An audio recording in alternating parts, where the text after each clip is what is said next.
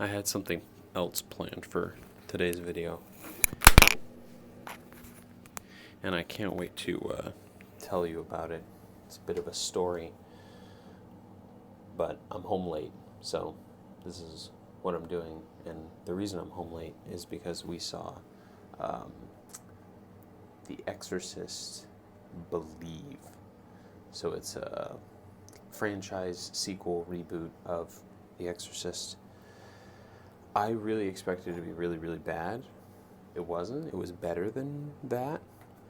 The editing, the biggest takeaway for me was there were a lot of really, really well edited sequences, especially in the first quarter. Like, I thought the first quarter of the movie was its best, just because there were a lot of really just fun and energetic. Like the editing just had a ton of energy and interesting stuff going on with it, with all these flash cuts and different mash cuts and the way that the audio was all mixed.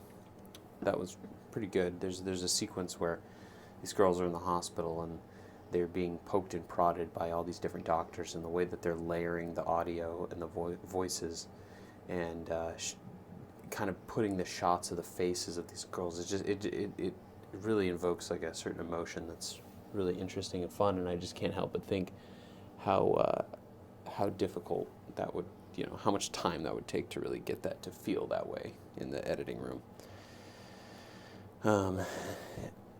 Probably the biggest negative of that movie for me was I thought it was pretty slow.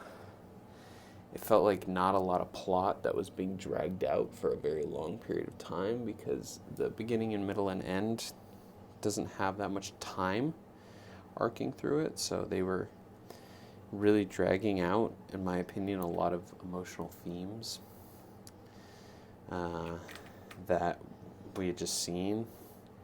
And there's just a lot of things where I was like, okay, we get the point, we've sort of seen it, let's move on. I wouldn't describe that movie either as terribly scary.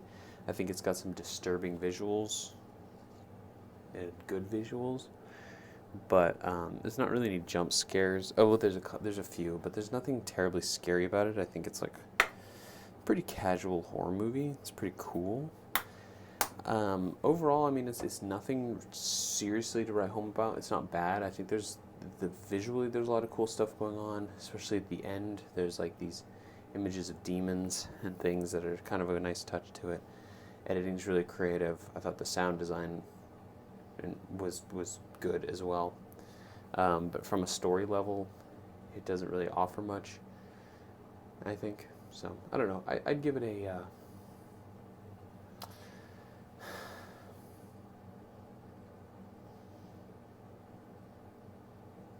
I'd just give it an even 5 out of 10. Leaning a little bit more towards a 4, but a 5.